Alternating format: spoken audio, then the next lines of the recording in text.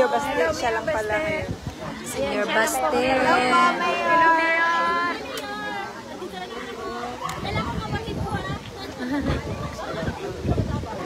Ayan guys, statue na tayo. Teka lang. Ayan na si Mayor guys. Pagtakta na si Mayor. Oh. Grabe ang ano. Ang mic. Dagang kay tapot, oh. O, gawin nyo ng necklace. Pura man og linta. Hindi nyo pa ginawang necklace. Dami ah. Para mang linta. Oy. Naunsay naman na. Pamay siya dyan. Mayor, naunsay naman imong liog nimo. Mayor, malintas naman na na, Mayor. Ay mo kanta yun ay ka. Mayor, kanta Mayor ha. Kanta na. Sige. Ayan, dami microphone.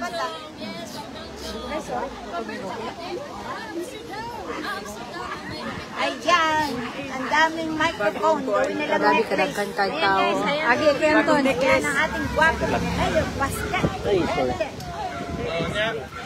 Kanta na, kanta sa Mayor. Kanta ko, di na pumunta bago pumunta na, pili mo.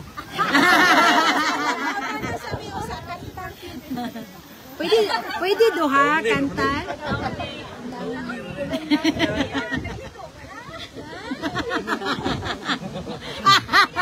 Napagkatawa ni Mayor. Yun ang manggod? Ay,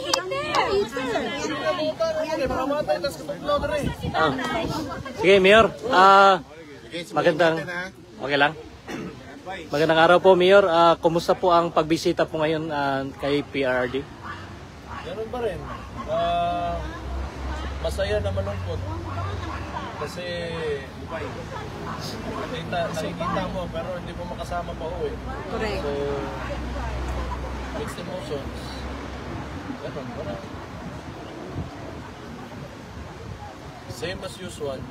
Pero kung ano lang naman din talaga, iisipin natin paano sa kinuha lahat, kung sinunod ba yung legal na proseso, yung pagkakalagay niya dyan sa ICC, pwede ka naman maging optimistic.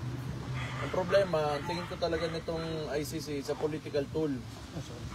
It's not really an institution. Ewan ko lang ha. Ewan ko lang.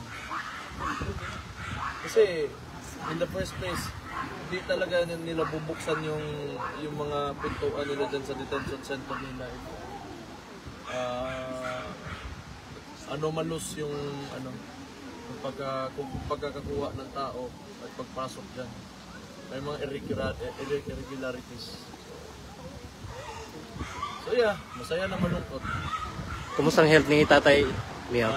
Kumusta po yung health ni PRD? Yung health niya, kung may mga 80-year-old kayo na mga nanay o tatay na lolo o lola, tapos ilagay nyo sa detention center na walang kasama, ganon yung kalagayan niya ngayon. So you just imagine, so you put the 80-year-old individual without anyone, without a clear reason, then that would be the state of that individual. So may ano talaga yan. It will affect you, posible, kahit sino naman siguro. Even kahit mga bata. Pag nilagay ka dyan tapos walang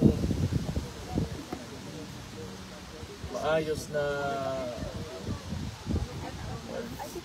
yan. Kumusta po yung pagkain niyo pala? Ano man kayo, mga magulang kayo na 80 years old, mga grandfather and grandmother. Kumusta po yung pagkain niya, Mayor? Nakakakain pa ba siya ng Filipino food? Or nagreklamo po siya sa Hindi pagkain? ko alam talaga. Siyempre, sinasabi niya naman na kumakain siya. So,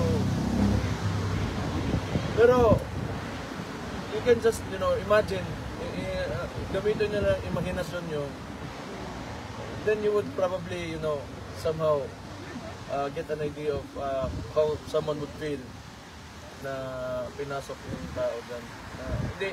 Walang kasi supposedly it was supposed to dadaan siya ng local courts before, so walang sinunod na proper procedure.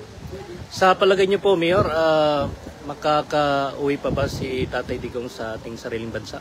kung objective yung ICC talaga, yung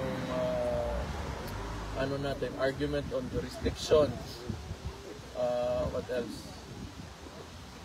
Yun, yung extraordinary rendition niya. Kung talagang objective yung ICC, sigurado yan, 100%. Kasi siya, in the first place, mali na yung pagkakakuha niya eh. So, kung objective. But like I said, may pakiramdam ako nga, kasi nga, why would they open their doors in the first place kung alam nila it's a high profile case. And it was before the elections in the Philippines. Diba? Yun yung ano dyan eh. Kailangan natin ma-realize. So, manghilak mo. Basta about to tidigong. Mingaw naman Meron eh. po kayo ng pag-usapan ni tatay na about politics at Meron naman, in terms, paulit-ulit lang, tapos kung ano lang yung mga posibleng mga tatakbo sa 2028. Sinasabi ko si Martin, interested. Kasi may 0.7% siya, di ba? From 0.6, so nagka-interest na yun. Mabuya ka, puntang init ka. Ngayon, trending ngayon sa Manila yung mga anak ng mga contractor, anak ng congressman na nagiging maluho sa ano. Anong komento nyo dito? Hindi, ganito yan. Ngayon, lumalabas na. Kasi mas mulat na yung tao eh. Yung Pilipino, alam na natin na hindi naman kailangan talaga sabihin mo na mahirap ako, ganun-ganun. Pero, tama naman yung nagsisirculate ngayon. At noon ko pa sinasabi to during my podcasts na hindi mo kailangan utuin yung mga tao na hindi ka mayaman. Pero huwag ka lang masyadong magyabang dyan kasi maraming naghihirap at nagugutom. At saka hindi ka nagiging magandang ehemplo sa mga tao na gusto rin pumasok sa politika, sa mga bata, at sa mga tao na nasa palibot nyo. Pag ganun yung pinapakita nyo. Diba? Everyone will become greedy. So pag binamay, simple ka lang, pero sige, mayaman tago mo lang kasi nandyan ka sa publiko. You have to be a good example to society. So yun lang yung tingin ko dyan. Mabuti yan, nagtuturoan na sila ngayon. Kasi kadalasan mga congressman, mga oligarko din yan. So mga congressman, sa mga lugar nila, yan yung mga malalaking lupain, monopolize yung mga negosyo, mga mall, mga grocery. Sila may lagyan at tanan. So, kaya nagtuturoan na yan yung mga yan. Lumalabas din ngayon madalas yung pangalan ni Zaldico. Lalo na, di ba siya yung sa appropriation before? Kasi ang Committee on Appropriations, siya yung nag-allocate or hindi naman siya, but he can influence the allocation of the budget or the resources of the government. Do you think kailangan na siyang lumabas sa public at para paliwanag itong mga nangyayari? Hindi, yung tanong kung nasaan na ba yun si Zaldico. Yun ang tanong, nasaan ba siya ngayon? Siguro, yan ang unang tatamaan. Kasi, kung actually, kailangan natin balikan ba? Kung pinag-uusapan natin yung flood control projects, ngayon lang yun lumabas. Pero for the past 3 years, ang ginawa ng administrasyon, kaya wala rin tayong infrastruktura at kung meron man, ibarat, naging ghost projects na flood control, nakakagulo na sila ngayon, nagtuturuan na. So maganda yan. Pero tandaan natin, anong ginawa nila sa pera for the past 3 years? Yung ginto na binenta, yung PhilHealth, di ba? Kailangan pa nilang sumagot sa Korte Suprema at lagi namang napopospone at namumove.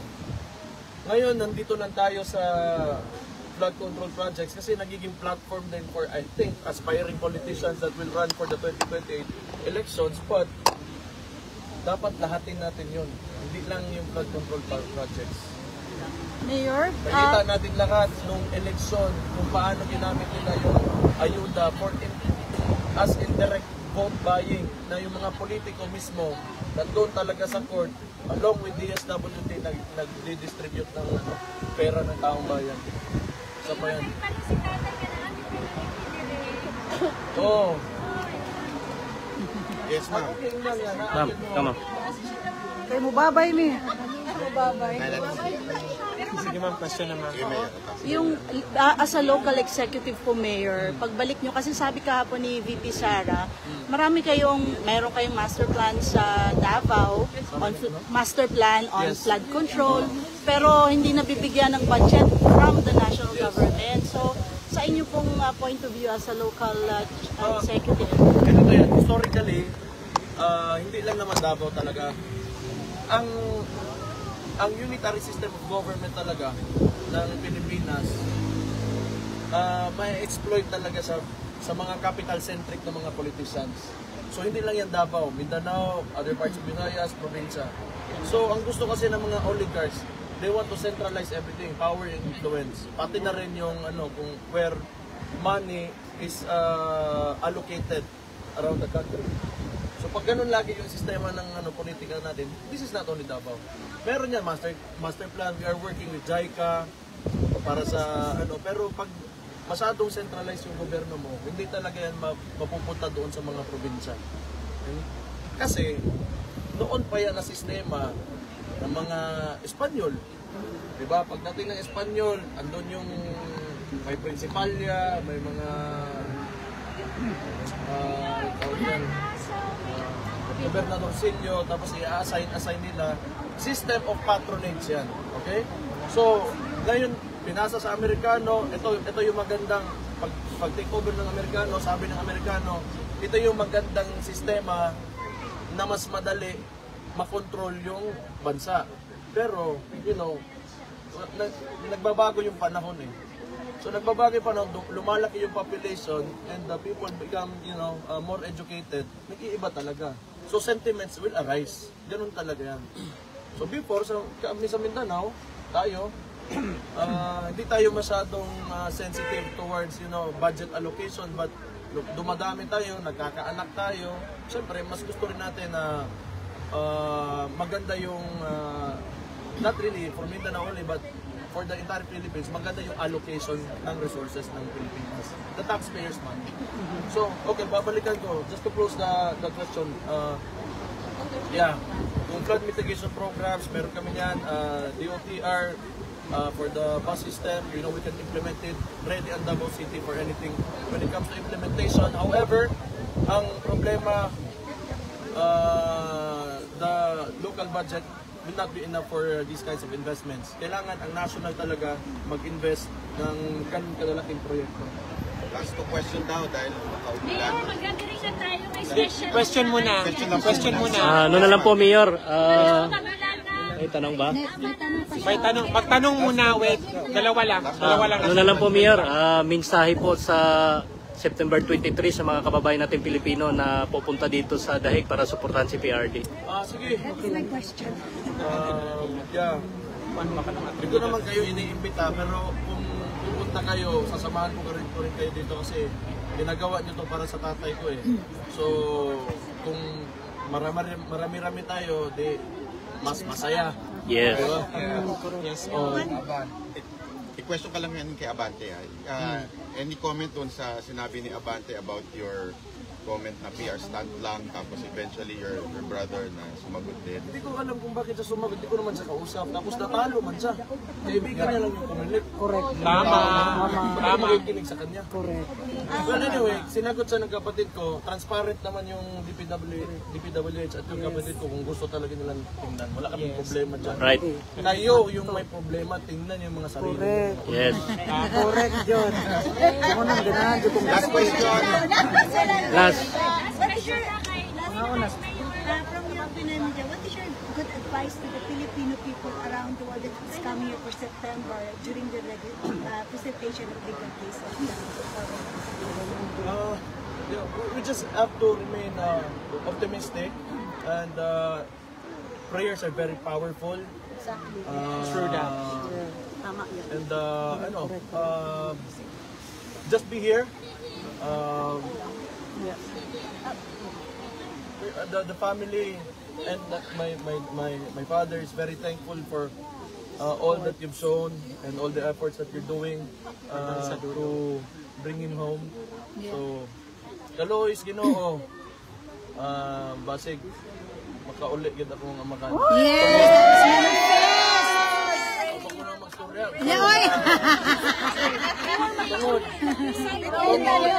Tungod ninyo sa inyo. Yes! Manifesting! In Jesus' name. Yes!